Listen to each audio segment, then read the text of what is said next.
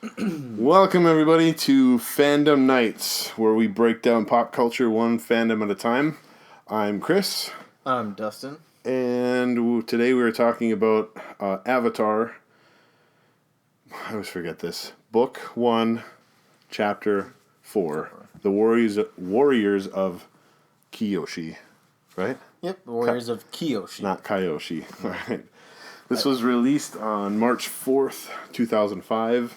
And IMDb gave it a rating of 8.2, which is, I don't know, the IMDb ratings are going to be pretty similar with all these shows. There's very few that are higher and lower. They're all just like, it's about a B plus, somewhere in there. I think it's going to be steady the whole way through. I mean, except for maybe the finale, which will probably have, I think, a 9, closer to a 9, maybe. Right. But not like a high 9, like a very, very low 9. Just because the finale. Usually finales of shows always have higher ratings than the other episodes. Right. Dustin, take us through the story. All right. So the show kind of opens up with Zuko and Iroh, and they're having kind of no clue where the Avatar is. Zuko's kind of meditating in his room, and Iroh interrupts his meditation, and Zuko's like, "You better not be interrupting me for anything else other than where the Avatar is." Mm-hmm. And he's like, "Nope, I came to tell you that we have no idea where the Avatar is." And he's like, "Ah!" He's like, freaks out. Was it the meditation first? For some reason, I thought that was later, but yeah, it must have started with that. Oh, that was the very, very first. Yeah. We're trying different formats here where we just talk about it or we watch it and talk about it, so this is, I don't know, it's fun. We have fun. We do fun side things. Note We're fun people. We could talk about this. Okay. All right. Anyways. So then, obviously, that whole little scene happens, and then Zuko claims that Aang must be very good at evasive tactics because Iroh had heard many rumors of, like, oh, I heard there was a sighting here and here and here and here, but we don't know where he is. Mm-hmm. Like, there's multiple sightings, but we just don't know exactly where. Mm-hmm. And so Zuko's like, oh, he's got to be just a master of evasive maneuvers. And then it cuts directly to Aang, and Katara's like, do you know where we're going? And he's like, nope. Just no clue. That's an easy way to evade things. I mean, even Anakin in Star Wars Episode 1, he didn't know what he was doing. He's just, this looks good. And his lack of training almost... Yeah. His lack of training almost, like, threw off all the people who were trained. Right. Then we got Aang, who has this awesome idea to go ride this huge, it seems like about 100-foot long koi fish. Yeah, they arrive on Kyoshi Island. They called it elephant koi. Elephant koi? Yeah, that's what they call it. Because I was just like, it's like all the other animals in the show where they're just a different version. But this one wasn't like a mix of two animals. It was just a gigantic koi. But then they called it elephant koi. And I'm like, so it is a mix of two animals, sort of. I think the elephant part is meaning like gigantic. Just large, yeah. But I like that they, even in the name, they just mashed together two animals. Right. It was just kind of cool. Because, like, there's been, like, I know how, like, at least 98% of the animals are, all mixes. Mm-hmm. But then there is those couple like that, and I don't know a couple offhand that are normal animals, but they do have, two names like that. Right. So it's just cool to see that there's no actual one-name animals so far in the show. Uh-huh. So it's pretty cool. Yeah. The next part we got is Aang is always trying to impress Katara with riding the koi fish. Yeah. And always, like the first episode when he's showing everyone in her tribe how to airbend on his staff or whatever, mm-hmm. and he runs into Sokka's watchtower. Mm-hmm. So, like, he is riding the koi fish and... Yeah, this is one of the first ones where he's, like, straight up flirting with Katara. Oh, yeah. Because he kind of did a little bit in the first and second episode, or the other episodes, where he was kind of just like, why are you looking at me like that? And things like that. But this one was, okay, he's just straight up flirting. Oh, yeah. Right now, that's all he's doing. He's just, like, trying. Yeah. So then, everyone's back on the beach, and they're all just like talking or whatever, and then they get captured by the Kyoshi warriors. Mm-hmm. Did he ride the koi fish at that time? He did ride the koi fish. He did, and then the unagi came. And the unagi came, Okay. and then Yeah. they came back. He came back and ran into Sokka. Yeah. And then that's when they got captured by the Right. Kyoshi warriors and dragged back. Yeah. And then this is where we see when they get their mask taken off. This is where we see Sokka's first, like, misogynistic, I guess you could say. Like, he's like, "Where are the men that came and captured us? Because yeah, he's so, all I see is a bunch of girls." He's so blatant about it. I know. Where are the men? Like it's just She's like, "Because there's absolutely no humanly possible way a girl can ever do that." And it's like, oh my goodness. I had to quit saying every 5 seconds. It's annoying. So I just thought it was an interesting thing to point out, just for everyone out there, that at this point in time, Kyoshi was born 400 years ago.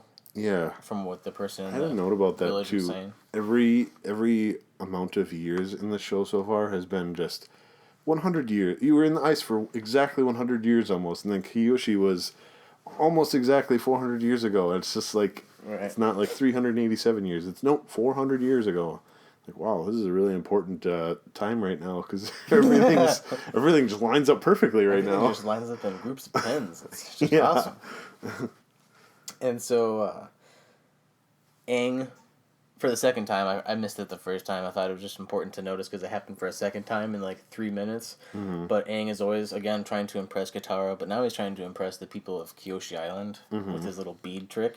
Remember that? Oh, was it a bead in his hand? It was like a little metal bead or something like that. That he was like whirling around with the air. I thought he was just spinning air in his hand. I didn't realize that there was a bead. Oh no, there was like a little bead in there. And he was like, okay. I was like, how can you see the air like that? Just look, I'm airbending. Right. You wouldn't be able to see it though. The cool thing, I like it. I don't know if you guys noted it or if I noted it the first video, or anyone did, but like, you know how we see the animation for the air? Mm-hmm. It's just kind of cool that, like, we get to see how he's doing it, because obviously you have to show it, or else it's just weird that he's floating. Right. But to them in the show, he is just floating. Like, when he's on the ball of air, he is just floating. Because in real life, you wouldn't see that. You wouldn't see the air. So in everyone in the show, he's actually just floating on a ball of nothing, or he's actually just flying, really. I just assumed you might feel the gust of air. I just assumed that there was like by. Dust or something caught in it so you could see it, but Not why always. would there be? Yeah. Interesting. So, the next thing we got here is word spread after that that the Avatar was on Kyoshi Island. It started going, like from someone at the docks to someone in the Earth Nation and then someone in the Fire Nation. And that was a cool scene where it just like kind traveled to it. Traveled through the world and then traveled to Zuko's office or whatever. And then that's when they, start to set sail to Kyoshi Island. Mm-hmm. And then I have a note here. What's the note? This is tasty. What was that about?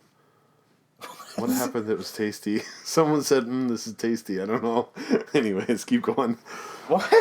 I don't know. This is tasty. This is tasty. Oh my gosh. I don't know if I should just mention it now. I should have to now. But I saw this funny TikTok video of this guy imitating LeBron James. And it was exactly like this. Hello, I am LeBron James. I like to shoot the basketball. He's like, spot on. Spot on. Anyways. So then it cuts to Aang and Katara eating at the table. And they're having that feast from the Kyoshi Island or whatever. Oh, that's this is tasty. Because Sokka is all mad and stuff. Yeah. It's all these girls. And he's like, these girls are just... I don't remember what he's saying, but he's just like, this is tasty. Oh, he's just walking away. Sokka's not eating. No, right before he leaves. Wasn't it? Anyway, keep going. Oh, I just have here that Sokka isn't hungry, which is weird because he just got beat by a girl. But it's because he got beat by a girl. Yeah. And then he wasn't hungry because he was just sitting there pouting. Yeah, he's sitting there pouting, and then he gets up to leave, and then before he leaves, he like turns around and grabs a bunch of food from the table, and then as he's walking away, he's like, "This is tasty." Oh, okay. That's what it was. Okay. Mystery solved. Okay. He got the tasty. I kind of ignored that as a crucial I just thought it was funny. It's a very important point. Yeah. I just thought it was important to note that he wasn't hungry to begin with, which was kind of odd because he's always hungry. Yeah, But then Katara gets jealous as Aang is getting all this attention from all the little girls of Kyoshi Island when she's... I didn't see it as jealous. I saw it as just like, we have a mission. What are you doing? Like, I felt like it was more like that. But maybe it was just, maybe she was jealous. Because later in the episode it does cut to like Aang and them talking about, you were just jealous, and she's like, yeah, I was. At the end. I'm pretty sure. I'm apparently super good at reading cartoon characters. I've gotten good watching this show. Yeah. Because, like, when you watch it as a kid, you don't really pay attention to it. You just think, oh, they're funny, or, like, whatever. But, like, they actually have a lot of pay attention to detail. Well, that's what's so fun about going through this as an adult. Episode by episode, like, methodically, like we are as an adult. Because it's like I'm personally noticing how huge the universe is and how detailed it is. And it's everything down from the story, from big things like the story down to, like, the clothes that the Earth Kingdom wears later on. Like, everything is just so well thought. I don't know. Anyways. Yeah, every detail. Yeah. It's all planned. I like how they didn't waste a single minute. But that being said, Katara's like, Aang, we need to get out of here. And Aang's just, essentially, it's like, I want to stay here. There's just something I like about this place. Yeah, and it just pans over and there's all these girls. Right. I can't quite put my finger on it, but I really like this place. I really like this place. People just get me. He didn't say that, but yeah. I added that. So then we have this painting scene of... I thought it was a funny thing to mention when the guy's painting Aang and the girl or whatever, and then a bunch of other girls come. I love his little commentary. Yeah, he's like, one more. Yeah, okay. I was like, one more. Oh, there's a whole bunch of them there. Yeah. And then later on, he's just like staring, like, really. He's like, my favorite nickname, I think, for the whole show for Aang is Angie. Angie. Angie.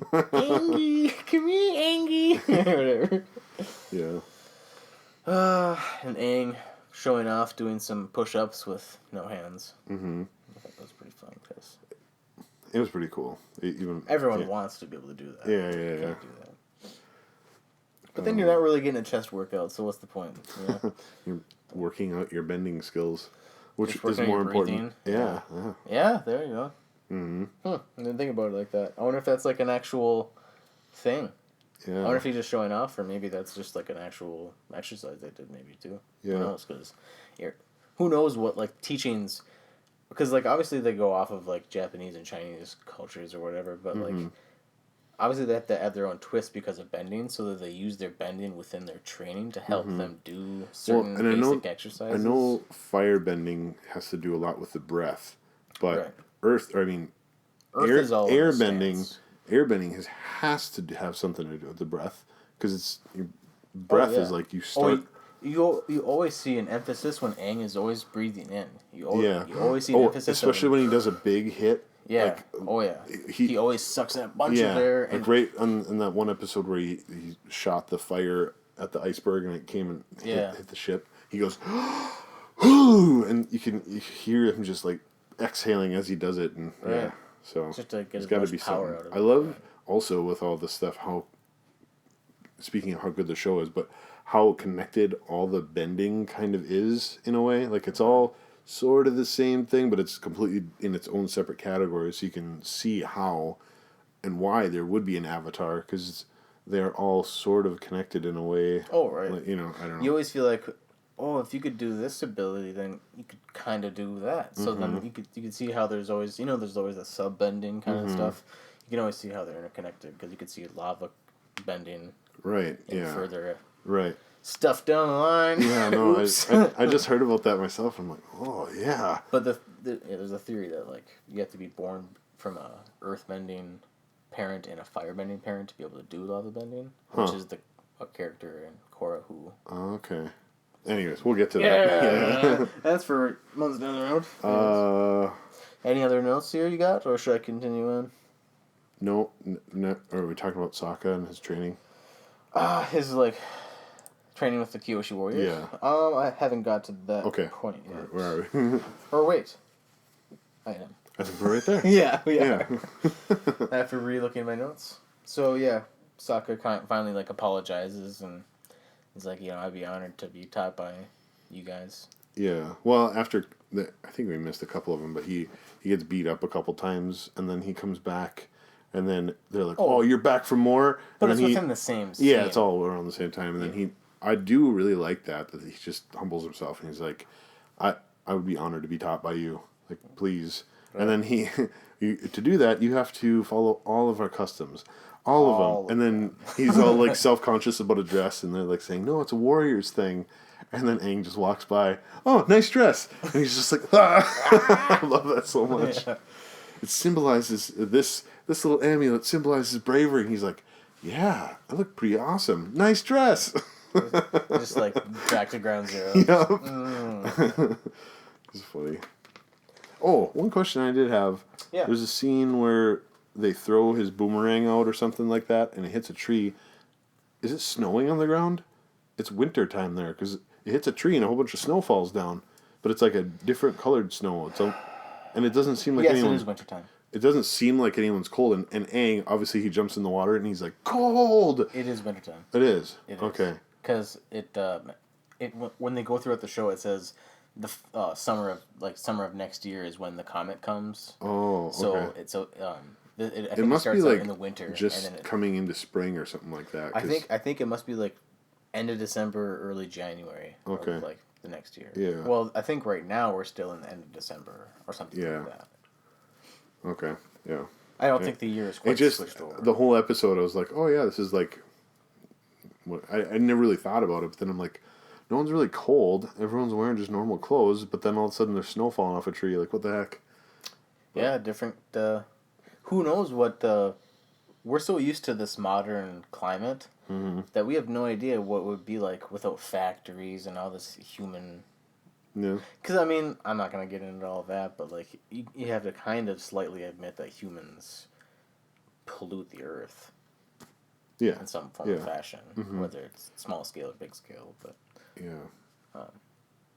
So with a world where it's kind of all natural, like back at how it was hundreds of years ago, who knows how it was. Well, and there's nice winter days, too. I mean, you can go out in a t-shirt on some winter days, and there's still snow on the trees, so, yeah. All right, where were we? So then we have Aang and Katara have this little dumb argument over nothing. Mm-hmm. Just like, who cares? Yeah. About, I care. No, I don't care. I don't care. I don't care. No, I don't care. Mm-hmm. And then it's a very realistic argument because a lot of arguments exactly like that. Oh right. Then the next thing I have, I don't know if there's anything you want to have before this, but then the Aang gets swooped up by the Unagi scene. Mm-hmm. He's like, I'm gonna go ride the Unagi. That's when he leaves and rides the Unagi. So he's in the river. Katara comes back or whatever. I do like that scene because he's waiting for the Unagi to come, and all his little what do you call them, groupies or whatever, are just like, yeah, well, they're just like, all right, we're gonna go. This is boring. Oh yeah. And it shows that like, yeah, they were giving him all this attention before, and now that he's not doing something, he's not entertaining them. The monkey's not dancing for him now. Then they're just like, they lose attention, and there's no, I don't know. He realizes. Yeah, he realizes that having the adoration of tons of people is pointless again, in a way. And then at the end, Katara comes and he's like, "You came." Yeah, yeah, it was just cool. Of course, I came in another Katara mother moment. Yeah, which I love. I follow a lot of Avatar pages online and stuff like that, and like, there's so much hate for Katara being like a mother figure of the group. Why? I have no idea. Just weird people out there. Yeah. Well, I think you had to have that. Otherwise, why wouldn't Aang and Katara have like a love story or something at some point, But I don't know. Because there was kind of that, but they also had the like mother aspect, so it kept it very platonic, so right. I don't know. I just also like that the Unagi looks very similar to a Gyarados. Yeah. The face didn't, but the concept of it. The concept of it was a Gyarados. Yeah. Like, just seeing that was like Gyarados. Yeah. Well, the koi fish turn into Gyarados. Oh. Maybe they do. I wonder if the elephant koi turn into an Unagi. Like, if that's... I'll have to look that up. We need Sherman here to know his creature facts. Yeah. Oh, yeah. Interesting. I'll have to think about that. Yeah, that's a good point. Yeah, is there animals that... That's talking about, like, evolving and all that, too. Yeah, but I don't know. Maybe. We'll see. I'd be down. It sounded like a U ring. Yeah. Then we got Katara saves Aang Uh-huh. from the Unagi, and the Unagi goes away. But then, as soon as the Unagi goes away, Zuko's ship pops in. Yeah. I think that ship has got to be like indestructible because it's plowing in pretty quick, and then it's just But didn't you ever notice when they were at the port in the last couple episodes? Mm-hmm. How small it was compared to all the actual standardized ships. Good point. Do you remember that? Because it was so small. It was like one of the dumb ships, actually. Yeah. So it's still a awesome looking Fire Nation ship, but like compared to what the actual fire, because that's just an abandoned ship that he got to take with. Right. It was just his prize to take with him.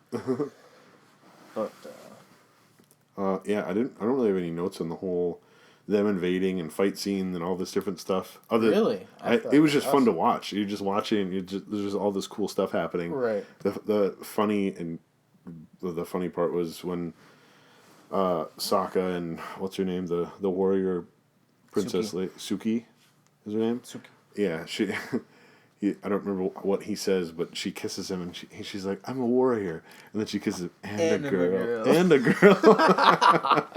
It's just so funny. I was like, oh my god. It's like so corny, but at the same time, you're like, all right. Well, it's got to hit both aspects of it. Can hit adults and kids. No, but it's like so corny that it works though. Like I don't know. For me, it's like okay, that was a good line, even though it's a corny line. It was a good line. Corny works though. Yeah. I personally like that whole fight. I have a couple of notes. I guess just the one thing I guess I could say from the fight is like when Aang just absolutely takes those fans and smashes Zuko through the wall. Yeah. Like at 100 miles an hour. That was another one of the and he makes the breath noise or whatever. Right. But I just thought it was so awesome how he just like smashed him through the wall at like 100 miles an hour. Like, how would you just get up from that? That's a powerful wind. That's like a hurricane or more force wind. At least. Yeah. So then, obviously, Katara, decides for the group that it's best to leave. So then Zuko follows them and leaves the village alone or whatever. But then Aang is like, nah. Yeah. I'm coming back with the Unagi. Well, that was such a sweet scene. He just like is at peace with his decision. He almost just like falls off of Appa up in the air. Yeah. And I'm counting all the times that bending happens in that situation. Like I don't think there's no indication that he was bending at all. That whole fall. Used the Unagi. Right. No, but he just he just dove off of Appa into the water and stuff and it was a far fall. Yep. So, anyways, it was a sweet scene, and then he uses the Unagi to douse the whole city, and then he jumps onto Appa and. The whole thing, it didn't seem like he was using his bending at all. He was just like at one with the universe, and this has to happen right now. So I'm gonna make it happen, type thing. I think when he wants to, he is absolutely fearless. Yeah. Like nothing brings fear into his body. Yeah. Like falling from the thousands of hundreds or whatever it is, just falling, or just in those moments, just like no fear. I'm gonna just. Take over the situation. I was reminded this week of one of the scenes later on in the episodes of him saying, "Gravity, I laugh at gravity all the time." Gravity. Yeah, gravity. It's just like I just love his freewheeling attitude towards everything. I think it was when like Sokka and him have to like maneuver down a mountain or something. Oh, okay. And they have a competition to see who's faster, and he's like, gravity. Because he like falls and hits his way down, and he just like lightly jumps down. Yeah. But then the last thing I got here is that Aang, he goes back for more or whatever, and then he flies off on Appa, and that's pretty much the end of the episode. Mm-hmm. Yeah. Good episode. I noticed too that a lot of the episodes are the gang on Appa riding into the sunset. That's how a lot of the episodes like end. Yeah, there's been a couple of those already. Yeah. I don't know. Maybe not into the sunset, but maybe that's like the end of the episode is into the sky at least. Right. Yeah. Like maybe not sunset, but into the horizon, I should say. I guess. Right. So then you don't see him, and that's when it cuts out. Yeah. I don't think there's any real wise sayings that I caught in this episode. Not from Iroh, no. No. I tried to spin something, but I couldn't. Yeah. I'm always rooting for Iroh. He's like my favorite character of the Fire Nation.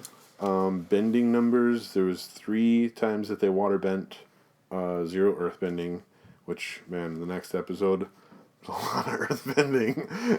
And then 14 of fire bending and 15 of air bending that showed up on screen. I'm sure there was more in the background and all that stuff, but that you could see on screen. That's how much there were. So yeah, it's a pretty average episode so far. But I seeing clips from episodes even in this same book. I'm like, man, it's gonna be impossible to count this stuff later on. But no Avatar State. It wasn't in the spirit world. I don't know of any running jokes either. Maybe there was some in here that started, but no, that's next time. Yeah. I got a lot for next time. Anyways, I don't think there's any dad jokes. It was just like a good story episode. Yeah, there's really a lot that happened though. When I started watching it, this episode particularly, I'm like, yeah, this is gonna be like a 3-parter or something like that. Because I remember them coming to the island, and like then I remember all the training and stuff that Sokka does, and then I remember the Fire Nation attacking, and I'm like, there's a lot of stuff they have to cover in 23 minutes. How are they? And they do it so well. I don't know. Anyways, yeah, it was a really good episode. I like this episode. And almost every character grows in some way. You know, Aang goes from like wanting the adoration of a bunch of people to kind of being at peace with everything in the universe and just accepting what happens and just doing what needs to be done instead of what people want him to do, which is run. Right. You know, and Sokka learns to not be so misogynistic, and Katara learns. I think Katara learned. I don't know. I don't know what she learns really, but don't be so jealous. Don't be so jealous. Yeah. She learns that, you know what, Aang's just a kid right now. All right, as an episode, what would you rate this episode? 400. No, 400 out of 10. 400 out of 10. That's out of 10. Glowing review from Dustin. Out of 10. I don't know. It's hard because I've read the Kyoshi, or at least one of the Kyoshi novels, so I know a lot about more just of the name Kyoshi and of that land too. Mm-hmm. So it's. Well, I like it, the overall just the episode. I would say I'm gonna give it 7.5. Wow. Okay. 7.5. I was gonna do a lot higher than I usually do because I just feel like this episode is very well rounded. It packed a lot in, but did a good job with. It didn't feel rushed, but a lot happened in it. And like I said, I love stories where things happen, people grow, and all this stuff happens. So I'm gonna give it. You know what? I'll change mine. Probably like a 8 point. I'm gonna give it mine a solid just 8. Just an 8. Just an 8. Okay. Just because Suki is just an important character all around that we'll come to find out in later points of the show. Okay. So I'm gonna say an 8.7. I don't know. Really? Wow. I thought this was a really good episode compared to other ones. You're giving me crap for the first episode. Well, I know, but everyone's kind of established, and this one like took what was already established, and you could just watch just this episode and know nothing about Avatar, and it's a good story. Like, I don't know. That's just my opinion right now. Maybe if I watched it again, I'd be like, why the heck did I rate it like that? But I don't know. I think it's it's a little high, but I think it's so we're at about average. 8 point. We'll round up. 3.5. We'll be specific, I guess. Oh yeah, 3.5. We are mathematicians. Right. Oh, one last thing I gotta go over. So Prince Zuko's in this episode, as you know. The Chinese character that I wanted to go over in this episode is Prince Zuko. Sure. His character. Hold on, Rosie. His character is. It means ancestor. Oh no, my daughter's crying. We gotta go get her. The symbols that make up his name means ancestor, and then there's 4 symbols total, but it's ancestor, then to overcome, and then the next one is king or ruler, and then the last one is child. Mm-hmm. So it's basically, when you break it all down, his name essentially means a child king overcoming his ancestors, is what his name means in Chinese. That's exactly what he's doing this entire show. I know. I just love how exact. I love how descriptive the Chinese language is, because it literally describes what You'll Zuko's have to doing. show me where you look this up at. Yeah, again, I'm not an expert, so maybe I'm a little wrong, but No, everything I'm seeing, I just love breaking it down into. Did you just like type in Prince Zuko, and then There's websites, and again, the Chinese characters that I'm basing all these descriptions on is the Chinese characters that are put into the Chinese subtitles of the show, because there's in the show itself there's Japanese, there's Chinese, there's a lot of different symbols, plus they mix some of the newer Chinese symbols with ancient Chinese. Like I said before, the symbol for water in the show is the ancient Chinese symbol for water, not the current one. Mm-hmm. So it's hard to figure out exactly what is what. So it's kind of based off of the current Chinese subtitles. But even that processed through what the show creators wanted, plus what the subtitles have and stuff like that. The names of the characters are very descriptive for what they are. It's just to me, it's interesting, and I just love how what your name is describes who you are, really. So I don't know, it's kind of cool. Yeah. So that's all we have for episode 4 of Avatar and on Fandom Nights. I don't know what to say as a sign off this time. There's no wise words or saying or anything, but I know what you're thinking watching this channel. There's just something that I like about this place. What's that? The channel itself. It's a reference to Aang saying that there's something he likes about the island. Anyways. Yeah, over my head. You're playing the straight man. Yeah, over my head. I didn't even get it.